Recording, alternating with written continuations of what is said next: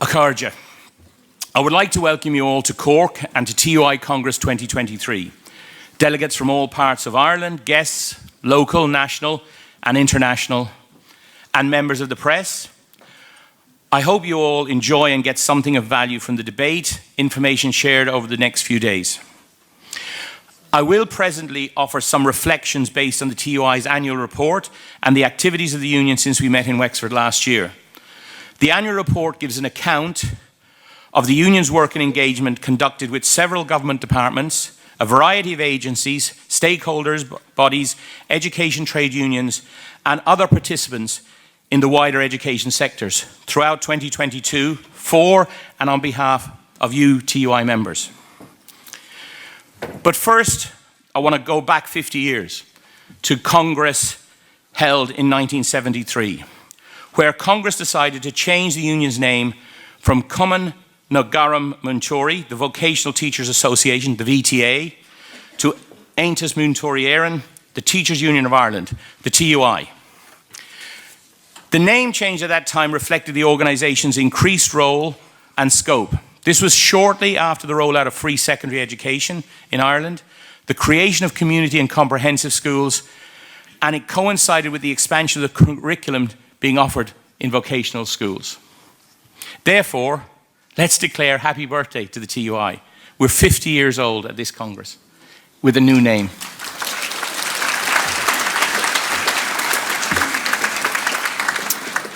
We might have a bit of a party on Wednesday night about that. Evidence and our history shows the wisdom of Congress 1973. They got that decision right. 1973, the TUI had 4,000 members. 1983, just slightly under 7,000, 6,984. 1993, 8,719. 2003, 12,314. 2013, 14,356. Now, in 2023, including retired members, we have in excess of 20,500 members. That's phenomenal growth for any trade union in the situation we found ourselves in the last number of years. As you are aware, in September 2022, the executive decided to redouble our focus on recruitment, and a successful campaign was conducted. It was successful not just in terms of recruitment, but also in terms of visibility, with visits to numerous workplaces during this time. And the value of union membership was highlighted by the executive members. Areas with high and low union membership were identified, and the latter must be of concern. All members of the union must get involved in recruitment of members. The bigger the union, the stronger the voice. Workplaces without a strong union presence are incubators for bad and mistaken practice and represent a threat to our hard-won terms and conditions. The primary reason that colleagues in such workplaces gave when asked why they were not in the TUI is that no one asked them. Please go out and ask colleagues to join the TUI. At branch level, I would urge you to mount and sustain a coordinated campaign to visit workplaces with large numbers of new staff or low union density. The union will ensure that you are provided with whatever resources are required for the individual. It's important to have the protection of the TUI. It's often too late to think of applying only when you're already in difficulty or need TUI representation. Continue the growth that our colleagues started when they changed the name to TUI 50 years ago. As I look back to January and February 2022, it's hard to believe that the public health emergency caused by COVID was on the wane. Mandatory mask wearing only ended on Monday, the 28th of February. The mitigations were generally and gradually being removed, and it was announced that the National Public Health Emergency NPHET was to be disbanded. We now moved into the new COVID plan called Living with COVID. And as we know, COVID-19 has not gone away. But following on from a significant vaccination program, we began to term what is now called our new normality. The challenges and issues across the education system highlighted and exacerbated by the pandemic are still a cause for concern. The TUI continues to highlight these issues, identifying the resources and the investment required to deal with them.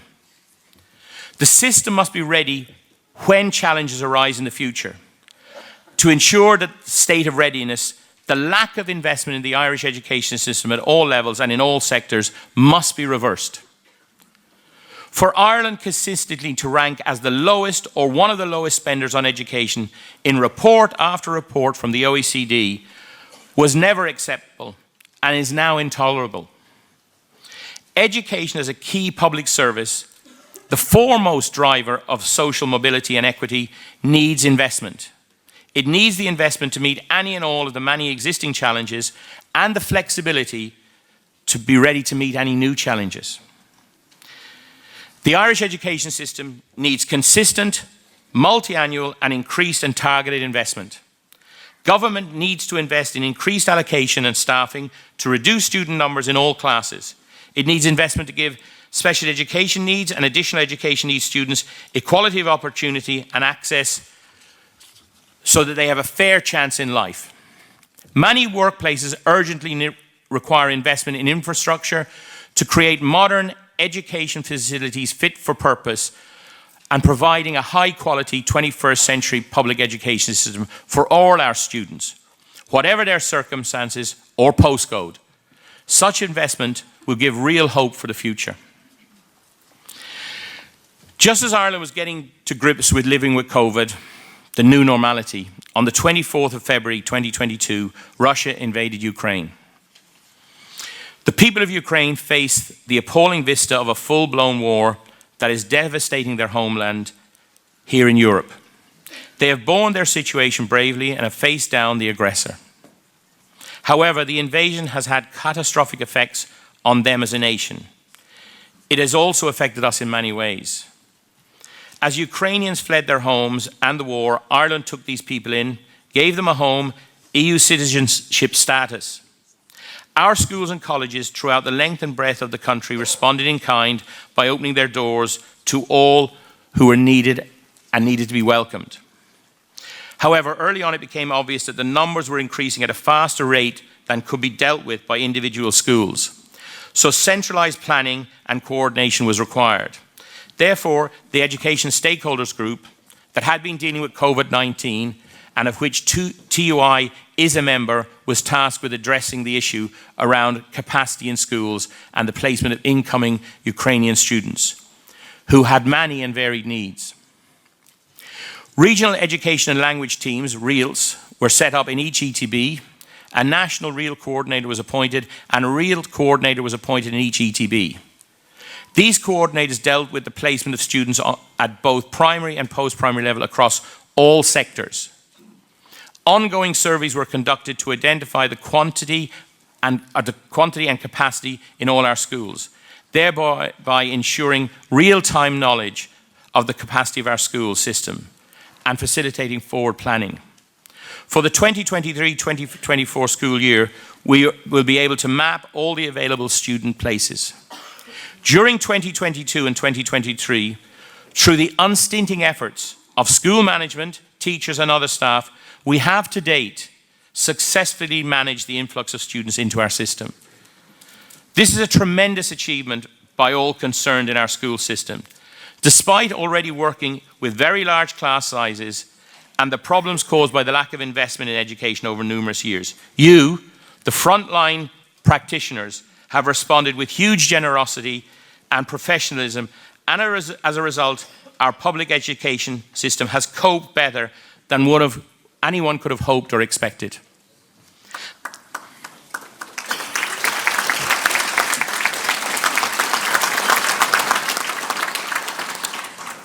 The public education system has made a little go a long way over the years and has met every challenge over the last 3 years. However, this wing and a prayer approach by government must end. At all times, but particularly in times of crisis, the education system needs to be responsive, flexible, and able to meet the needs of all students in a prompt and timely fashion. For this to be so, the government must significantly increase investment in education. The TUI has warned over several years that a recruitment and retention crisis was building within the system. The TUI provided a thorough, objective and accurate analysis of the factors that were causing the crisis and suggested a compendium of remedies and solutions to alleviate the situation. Some of our suggestions were taken on board, but on several occasions not early enough in the school year, and never as part of a comprehensive suite. Indeed, much of our advice and most of our proposed solutions were ignored. The current recruitment and retention crisis is the direct result of the failed policy of successive governments of attempting to make education systems do more and more with less and less and less. Not paying the piper, but wanting the tune played better, longer, inclusively, and more melodiously, no doubt to enhance general well-being. Factors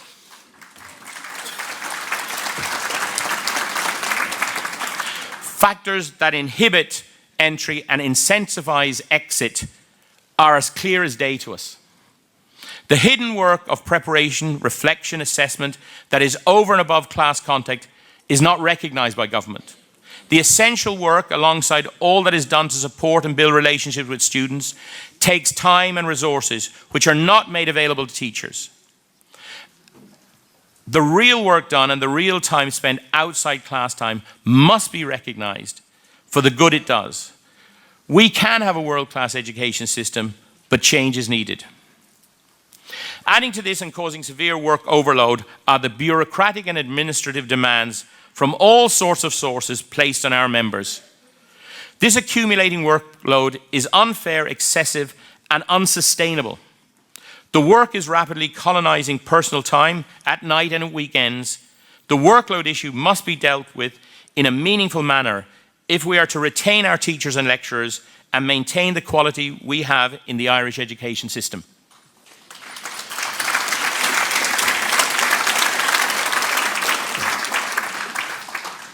The TUI pre-Congress survey aimed at teachers shows that only 31% of teachers recruited post-2011 received full hours in their first year of teaching. Translated, this means that 7 out of every 10 teachers had to make do with part-time work. Fragments of jobs, low pay. Only 13% of teachers received a permanent contract upon initial appointment, meaning 87% had no creditworthiness, could not hope to get a mortgage. 33% of teachers took 3 years or more to secure full hours and therefore a full-time salary. They would on average be 28 years of age by this time. This looks and feels like professional hazing, initiation by humiliation. It is unacceptable in any circumstances, never mind where there is also a cost of living crisis and a recruitment crisis. The remedy is simple.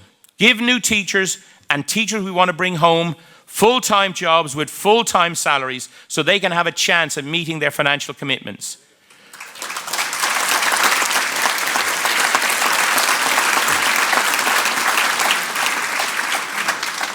This is necessary to compete in this global market for teachers. We need to reimagine the whole recruitment process for our schools if this is to be achieved. To retain teachers and to deal with pastoral, curricular and administrative needs of our students, we need more posts of responsibility in our schools. We have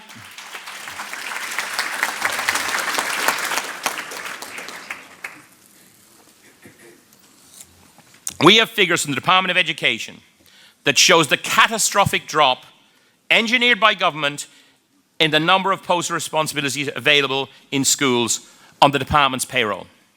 In 2009, there were 3,730 AP1s. By 2022, that had dropped to 2,653. That's a drop of 29%. In 2009, there were 5,493 AP2s. By 2022, that had dropped to 3,106. That's a drop of 43%. And this was during a period when student numbers have been rising sharply. Unfortunately, no numbers are available for ETB sector because it appears that sector doesn't make returns. However, indication is that the collapse in the numbers of AP1 and AP2 is at least as bad in ETB schools as it is in other schools. In percentage terms, account has to be taken of the fact that we are now have far more teachers in the system due to the increased numbers of students in our schools and due to the demographic bulge moving through our second-level schools. Therefore, I believe that the percentage of teachers who hold promoted posts has fallen even more steeply than these figures would allow.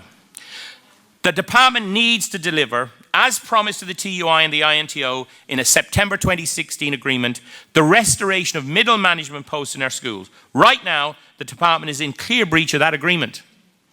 Without a viable career path and structure, including permanency on full-time hours and promotion opportunities, the teaching career will remain unattractive and the supply crisis will continue.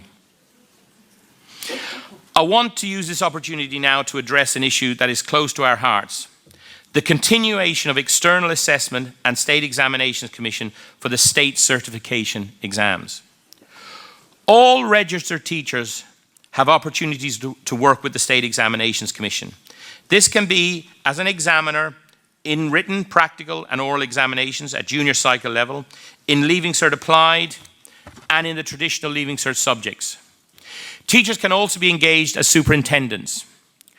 The rate of payment has been increased in line with building momentum increases, but even more significantly due to TUI lobbying, we demonstrated to the SEC that the rates for the SEC work had fallen behind what was needed to encourage teachers to participate in the examination system.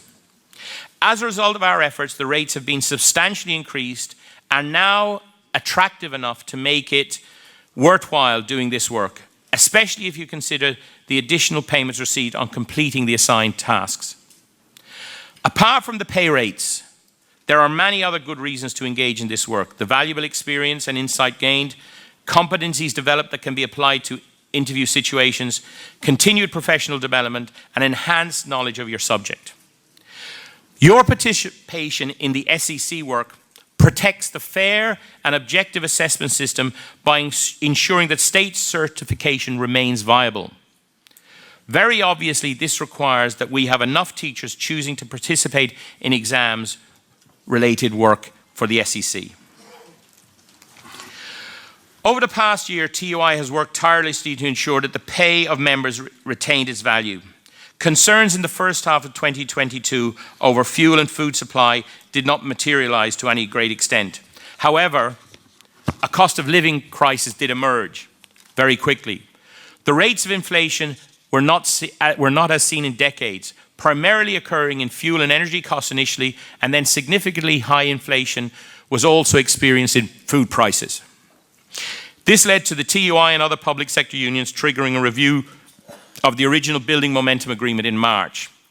After a lot of delays, the review was completed and the outcome agreed by all the public sector unions, including the TUI, in national ballots of members. The increases as detailed in the agreement have been implemented, with larger increases applying to those earning under 50,000 and slightly lower increases by percentage for those earning above 50,000. In the original and reviewed Building Momentum Agreement, a sectoral bargaining process was available to use 1% of the annual wage bill to resolve outstanding or disputed issues. Although the TUI engaged in sectoral bargaining, it did so with deep misgivings regarding the process of using members' money to solve outstanding issues caused by government for smaller groups of our members, and the TUI found this highly objectionable. The TUI was engaged in 3 sectoral bargaining units, and in each we attempted to identify the quantum of money available and the best use of that money in terms of the agreed TUI policy as decided and adopted at annual congresses. In further education, it was clear from an early point that the 1% fund agreed would not deliver restoration for the number of employees involved or for any of the grades with larger numbers. The Executive Committee decided in relation to the grades that the TUI represents in further education and in relation to our administrative grades that the 1% should be used for a 1% general pay increase. This has been paid and backdated to the 1st of February 2022, with the 1% added to every point in every scale in further education. In the third level sector, there was a lengthy process initially to identify the numbers of people even employed in the sector, and then to quantify the funds available. it took many months for both sides to agree on the accuracy of the available fund. A range of options for use of the funds was proposed and reviewed, but no agreement could be reached. However, after a revived discussion, towards the end of 2022, a proposal was accepted, which has led to third-level members now receiving 1% from the 1st of February 2023, added to every point on every scale, as a general pay increase going forward. The monies in the fund generated over the first year, from the 1st of February 2022 to the 31st of January, will now be used to solve some of the outstanding third-level issues. A final expression of interest form outlining the weightings and the details to solve these outstanding issues should be ready shortly. In the second-level sector bargaining unit for teachers, the TUI is one of two unions involved in the process, the other union being the ASTI, and together we represent post-primary teachers as a grade. In the other two sectoral bargaining units, the TUI was the sole union involved in the process. Initially, identifying the total fund for teachers across sectors caused problems, but a final fund value was eventually agreed. As you are aware, it was decided that 2/3 of the fund was to be used to resolve the issue of unequal pay for new entrants, as had been agreed at last year's annual Congress. All post 1st of February 2012 teachers got the value of the PME allowance added to every point on scale. The payment of the allowance took longer than originally anticipated to process, but all members have now received the money, backdated to the 1st of February 2022, and it will be part of their pay going forward.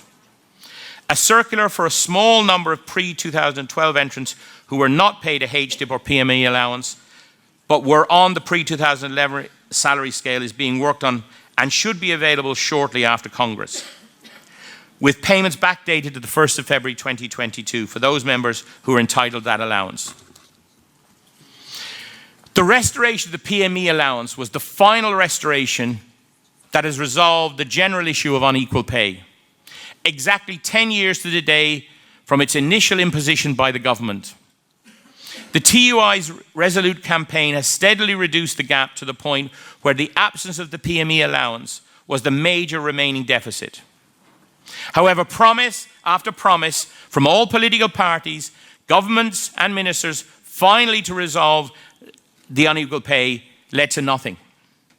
It was you, TUI second-level teachers, that gave up a proportion of your 1%, your own money, to finally end the disgrace of unequal pay for our teachers. You should take full credit because you did this. You did this for your colleagues, for your community, for the teaching profession, for your nieces, your nephews, your sons and daughters.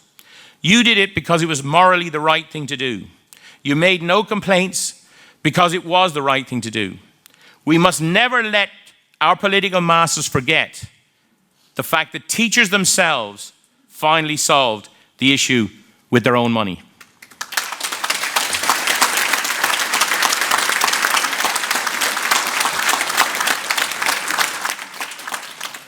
Under building momentum, payment of the PME allowance and the remaining third of 1% can be used as a general pay increase or to resolve other outstanding issues.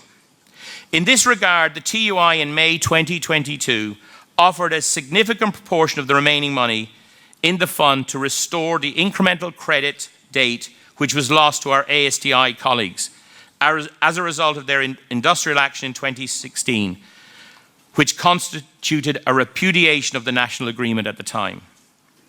The TUI made this offer in the context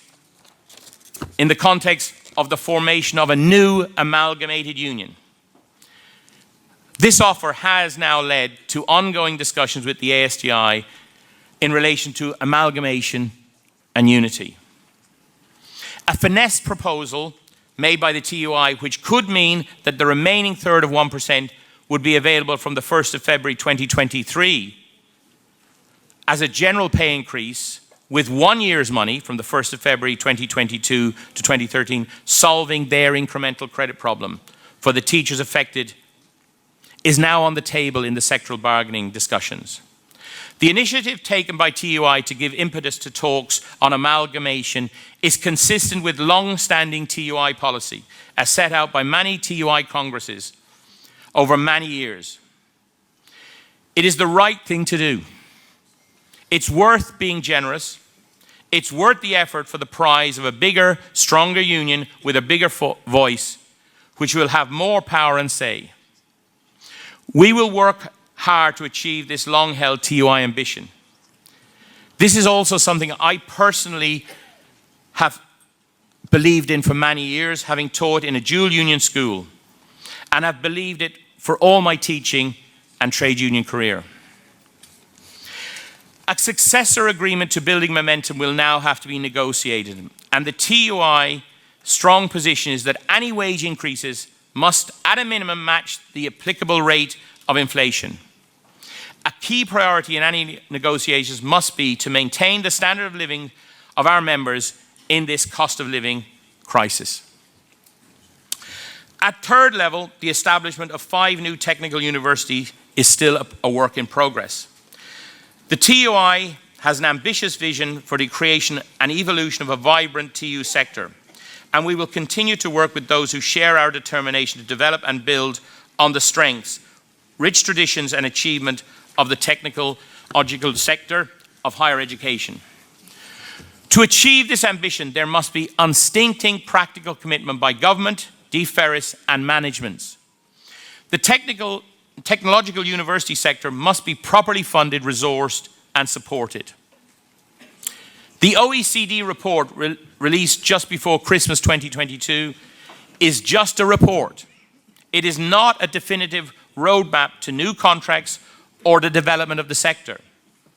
A lot of work will have to be done if change is to be implemented, but it can only be done following engagement and consultation and with the approval and support of TUI members in third level. DKIT and IADT have not yet been included in the evolution of the TU sector. This is deeply disappointing to our members in the affected institutions and to our membership nationally. TUI has pursued this matter directly with Minister Harris and his senior officials on behalf of the 2 institutions, and has facilitated meetings between the members of the branches and with Minister Harris. The 2 institutions must be brought into and accommodated in the TU structure.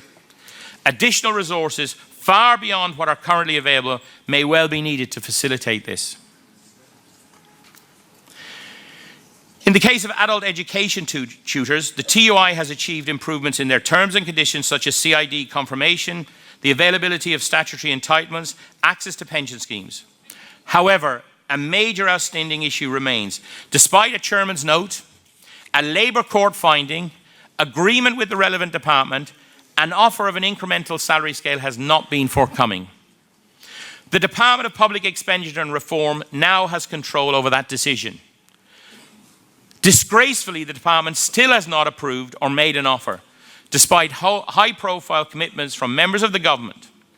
However, we are hopeful that given the pressure being exerted on members of the Oireachtas by the TUI and our continuous media campaign to highlight the situation of adult education tutors, that an offer will be made soon. TUI members in Youthreach are still awaiting a finalised version of an incremental credit circular, which is part of a process of recognition of the valuable work that is done in Youthreach with our most vulnerable students. This continuous delays in processing legitimate industrial relations issues are frustrating to say the least for all involved and made worse by the excuses from the department. I'm now going to look at the union itself. The TUI rulebook is core to the way we conduct our business as a trade union and the work the TUI does in supporting and representing our members. It governs the operation of the union. Our current rulebook was written at a different time, and over years, many well-intentioned rule changes have given rise to anomalies and contradictions in the rulebook. The rulebook needs to be updated, and at this stage, in terms of modern governance and standards, need to be applied. With all this in mind and taking into consideration that Congress 2022 passed a motion in relation to rule changes for electoral areas, the Executive Committee has decided that the best option was to update the rulebook in its entirety. It was planned that this would be done using the current rules as far as possible, but eradicating anomalies and contradictions and addressing the issues that are contrary to the governance standards that are now expected of an organisation like the TUI. Drafting a revised rulebook inevitably took several months. A draft was presented to the Executive Committee for consultation in early 2023. This draft has now gone to legal analysis and opinion. The finalised draft rulebook, following receipt of this legal opinion, would then be sent out to all branches for consultation in May 2023. There will then be a special Congress in October 2023, which will seek to agree this new rulebook. Obviously, there will be options for amendments, etc. However, it then must be sent to the Register of Friendly Societies for approval. If that approval is forthcoming, it will then become the new TUI rulebook. Of course, until the completion of the full process, the current rulebook continues to apply. And as you will appreciate, the process is extraordinarily complex and has thrown up more problems than we initially envisaged. As outlined at last year's Congress, TUI is creating a membership relationship management system. The MRM project has progressed a lot since last year. Most of the required hardware to be used has been updated and is now capable of dealing with our new system when it comes online. The TUI has now completely moved into the cloud, getting rid of all the servers that we used for many years. There's a new phone system that is cloud-based and has the capabilities to link into both our new MRM system and our cloud-based data storage systems when the full system is fully commissioned and integrated. We are currently completing the user stories so that the MRM system can be written to suit our specific requirements. An enormous amount of work has been carried out by our head office staff, executive committee members, various branch officers and members to help progress this project. Despite all this additional work, we have ensured that the project has not reduced our ability to maintain a high level of service to TUI members. This is due to the dedication of TUI staff and members involved. I'm very grateful to all for their huge effort which has gone into progressing the work on this massive change project for the TUI, and I look forward to the improvements that it will bring on completion.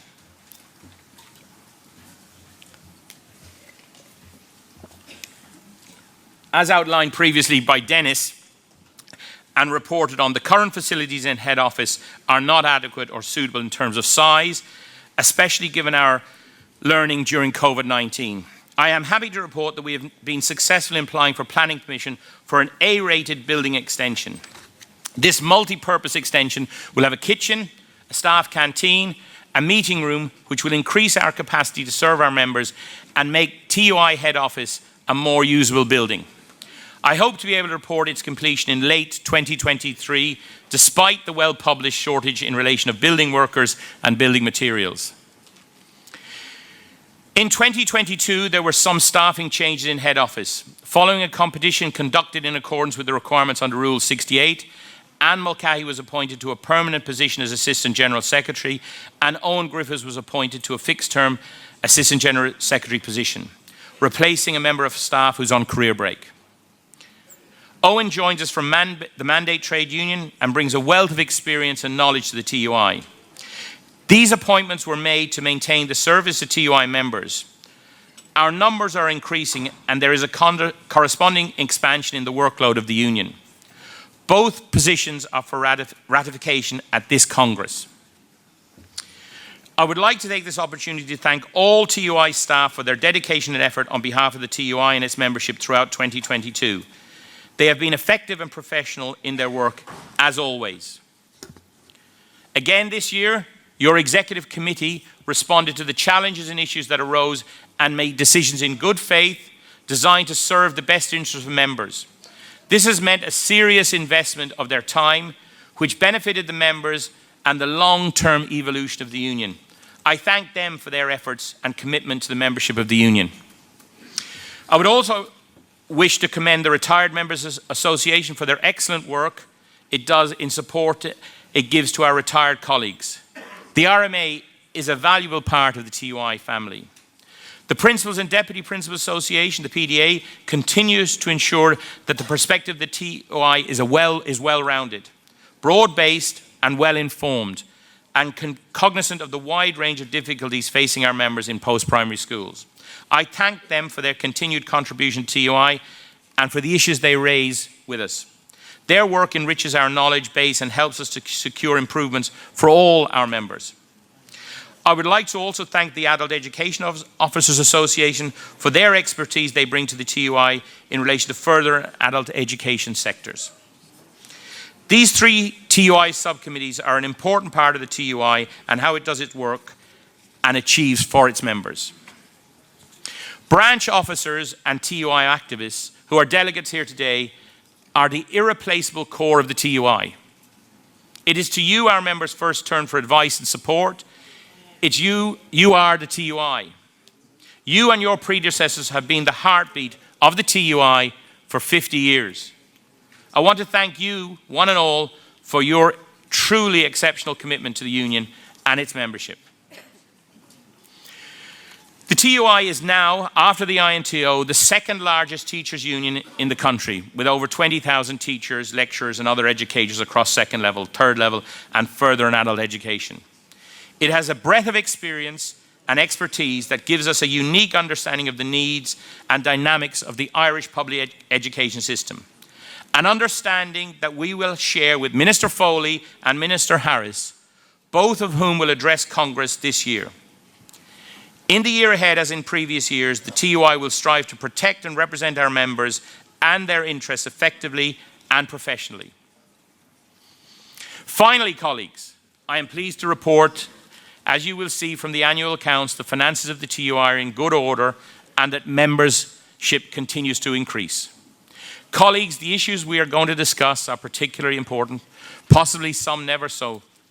I know that your deliberations and your coherent strategic decision-making will show the union also is in good order and fit and able to meet whatever challenges may come our way.